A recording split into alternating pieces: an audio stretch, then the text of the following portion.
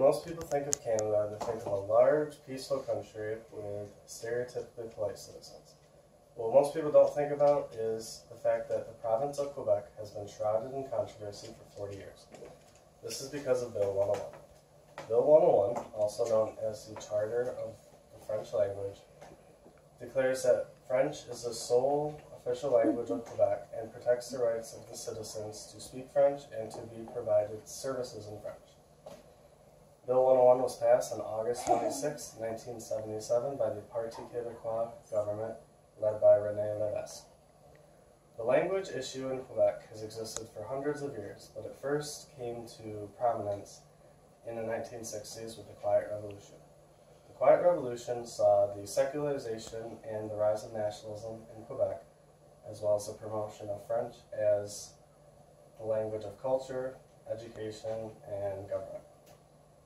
In 1976, the Parti Québécois government came to power. Before then, 85% of Quebec spoke French, but the businesses and government was conducted in English. One of the main purposes of Bill 101 was to ensure more francophones to hold management roles, both in business and in government. The bill stated that all children must attend French language schools.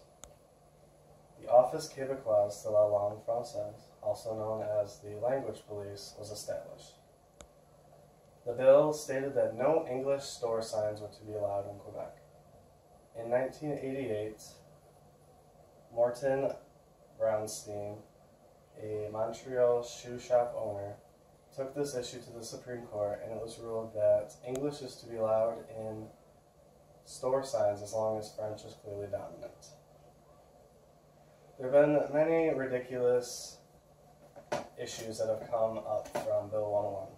In 1996, language authorities investigated a claim that in a pet store a parrot was not speaking French. In 1999, the popular clothing retailer Old Navy was asked to change its name to La Vieille Rivière. This was obviously not accepted.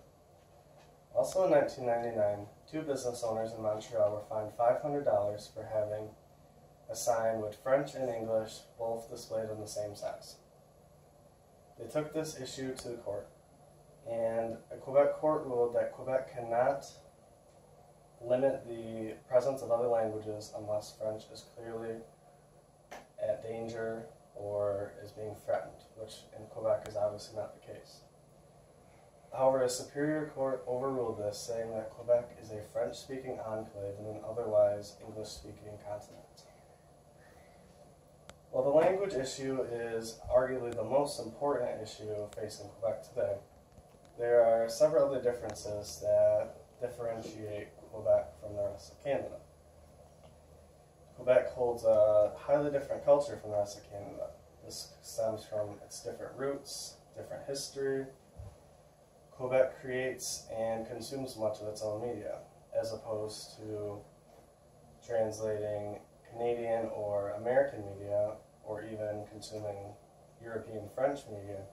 They create much of their own media. The rest of Canada, as well as the United States, follows common law, while Quebec follows civil law. The heightened tensions of the period came to prominence with the two referendums for Quebec independence.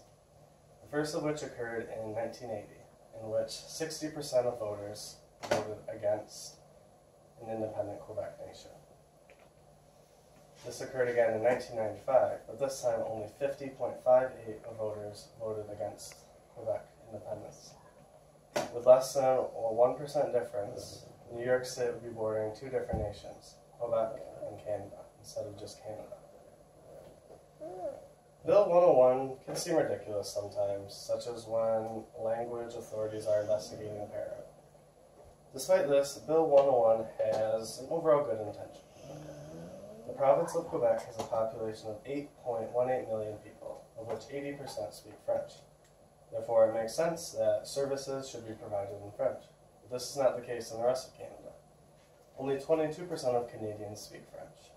Also, Quebec is located just above the United States, in which 80% of its over 300 million people speak English.